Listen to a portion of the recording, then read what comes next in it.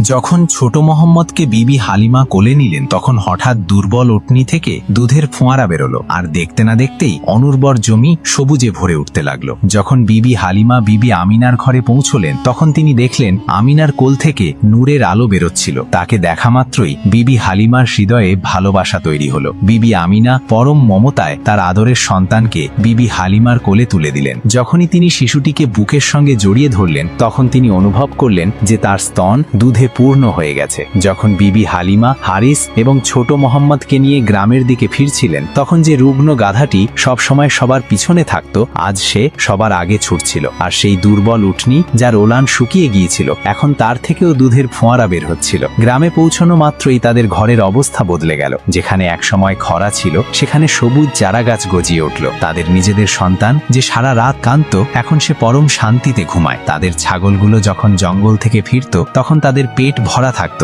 অথচ অন্যান্যদের ছাগলগুলো খালি পেটে ফিরে আসত। মানুষ জিজ্ঞাসা করত, হালিমা তোমার ঘরে কেমন বরকত? বিবি হালিমা মুচকি হাসতেন এবং মনে মনে বুঝে নিতেন এই সবই ছোট্ট শিশুর বরকত। যখন হালিমা চুলাতে রুটি সেকতেন তখন আগুনের উত্তাপ তিনি অনুভব পর্যন্ত করতেন না। এভাবেই নবী পাক হালিমার ঘরে অবস্থান করছিলেন। বিবি হালিমা নবী পাককে নিজের সন্তানের চেয়েও বেশি ভালোবাসতেন। ঘন্টার পর ঘন্টা প্রিয় নবীজিকে কোলে নিয়ে তার চেহারার উজ্জ্বলতা দেখতেন এবং বলতেন, আমাকে এই শিশুটি কখনো কোনো কষ্ট দেয়নি, বরং সে আমার সব কষ্ট দূর করে দিয়েছে। আমার ঘর তো জান্নাত হয়ে গেছে। যে ঘর একসময় অভাব আর দারিদ্র্যের মধ্যে ছিল এখন সেই ঘর বরকত আর রহমতে ভরে গেছে। সুবহানাল্লাহ।